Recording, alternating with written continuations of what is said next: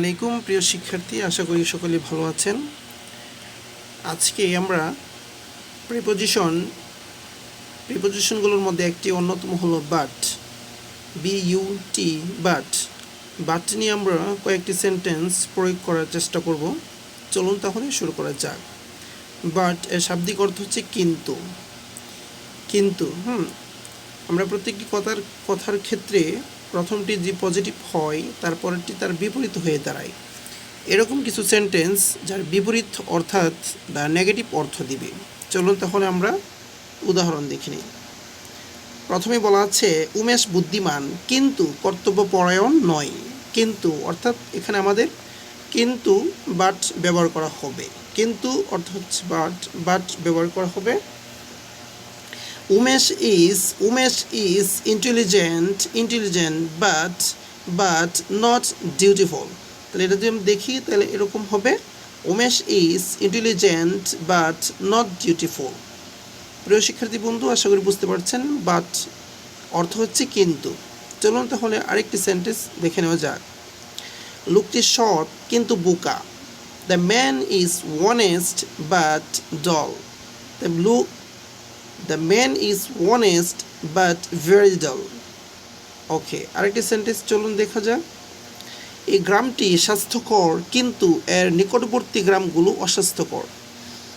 This village is healthy but those adjourning are unhealthy. তাহলে প্রত্যেকটি শব্দের বিপরীত বোঝাচ্ছে। প্রথমটি যদি পজিটিভ হয় তাহলে দ্বিতীয়টি নেগেটিভ বোঝাচ্ছে।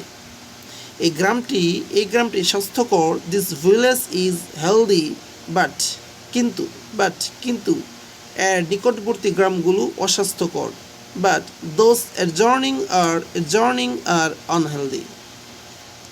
চলুন তাহলে আরেকটি সেন্টেন্স দেখা যাক।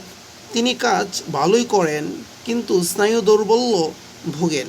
অর্থাৎ তিনি কাজটি ভালোই করেন কিন্তু প্রথমে তিনি নার্ভাস ফিল করেন। তাহলে এটা আমরা কীভাবে করব? He does his work well but gets nervous at first. He does his work well but gets nervous at first. বীরেনবাবুর প্রচুর সম্পদ কিন্তু তিনি সুখী নন। এটা প্রিয় শিক্ষার্থী বন্ধু, এটা আপনি করার চেষ্টা করুন। বীরেনবাবু প্রচুর সম্পদ কিন্তু তিনি সুখী নন। এটা একটু আপনি করার চেষ্টা করুন ভিডিওটি পজ করে। বীরেনবাবুর প্রচুর সম্পদ রয়েছে, তবে বীরেনবাবু প্রসেস ইমেন্স। আমরা যদি দেখে নিই, the Birenbabu processes immense work but he is not happy. প্রিয় শিক্ষার্থী বন্ধু, এটি তাহলে আপনি করুন। তিনি একজন কৃষক কিন্তু তিনি সুখী। তিনি একজন কৃষক হতে পারে কিন্তু তিনি সুখী। হি is a farmer but he is happy. He is a farmer but he is honest. সুখী, এখানে সুখী হ্যাপি হবে, জাস্ট অনেস্ট করে আছে। তারপরেও অর্থটা ভিন্ন আছে। Farmer but he is honest. তারপরে চলুন আরেকটি সেন্টেন্স দেখানো যাক। তিনি গরিব কিন্তু দয়ালু। তিনি গরিব। He is a poor man but he is merciful. He is a poor man but he is merciful. মেয়েটি গরিব কিন্তু সাহসী। কী হবে? The girl is poor but she is daring. প্রিয় শিক্ষার্থীবৃন্দু, চলো আমরা আরেকটি প্রিপোজিশনের মতো ব্যবহার হয় অ্যাজ ওয়েল অ্যাজ। এটির ব্যবহার আমরা দেখে নিই। এটির অর্থ হচ্ছে ও, আমি এবং সে। এরকম আমি ও সে, ভালো ও খারাপ, এরকম পজিটিভ অর্থ বোঝায়। অ্যান্ডের মতো কাজ করে। ও এবং অ্যান্ড ইত্যাদি বোঝায়। তাহলে চলুন এটা অর্থটি বা সেন্টেন্সে দেখে নেওয়া যাক। যেমন উদাহরণ, বিক্রমাদিত্য ও লক্ষণ সেন উভয়ই বিদ্যুৎসাহী ছিলেন। বিক্রমাদিত্য অ্যান্ড না বলে as well as. Vikramaditya as well as Lakhon Sen was patron of letter. বিদ্যুৎসাহী was এখানে because as well as was আছে patron of letter. বিক্রমাদিত্য ও লক্ষণ সেন উভয়ই বিদ্যুৎসাহী ছিলেন।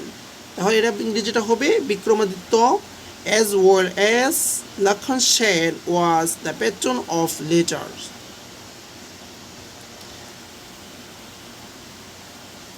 প্রিয় শিক্ষার্থী বন্ধু, আরেকটি চলে আসছে, দয়া ও ন্যায়পরায়ণতা আমাদের, এখানে হবে আমাদের, বোমাদের লেখা আছে, সরি একটু মিস্টেক, বুঝে নেবেন।